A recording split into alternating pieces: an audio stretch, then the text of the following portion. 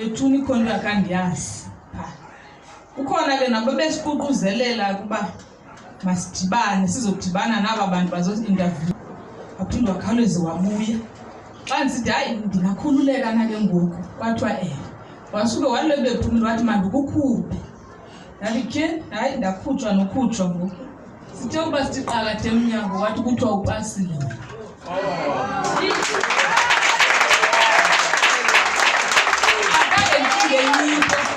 Nkosi Yesu.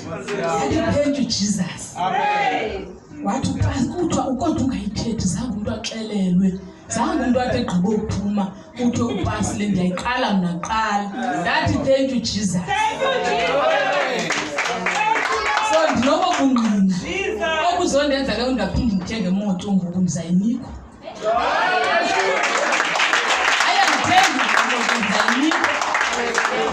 Ndizawuhamba qha ndiyazi ke noba ndizayozikhethela na kodwa akayinamsebenzi.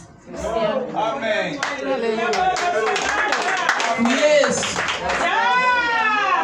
Apho besipractice yakhona ke nje simane sikhumbuzana bayikho sithiwe sisikhiga malazo yinto ethile. Bakleva abantu nabo ke ndandifunda naye omnye bendimva kwapha emsebenzini baye ukhali umuntu. Umuntu okhumsha gqithile siyesicimba ukleva. Ungumfundisi ke omnye wethu besibathathu kodwa kwenzekile ke ngokuba laa nto yandibuyisela back yathi umalusi uyazazi zakhe because mna nomfundisi sipasile. Hallelujah. Yandibuyisela ke ngoku le nto yathi no mna nomfundisi sipasile.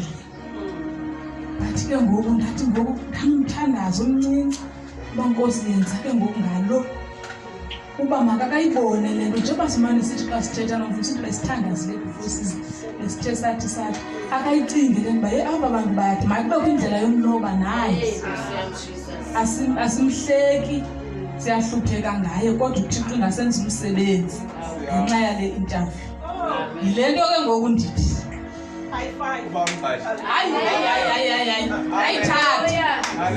ayithatha akangoYesu akangoThixo. Ngathi wathi batsho wathi kungathinteleki ndathi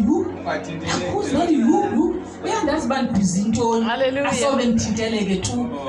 I-interview yoyikwa andanoba bakhona abantu bayi-interview iyoyikwa but mna ndihambe ndingoyiki ndiziqomba yintoni ezandithintela nakanene. Hallelujah. Igama likaYesu. Ndingalityanga kodwa ke sendiligqibile. Sizawufunda ke ngoku inkonzo yomnini.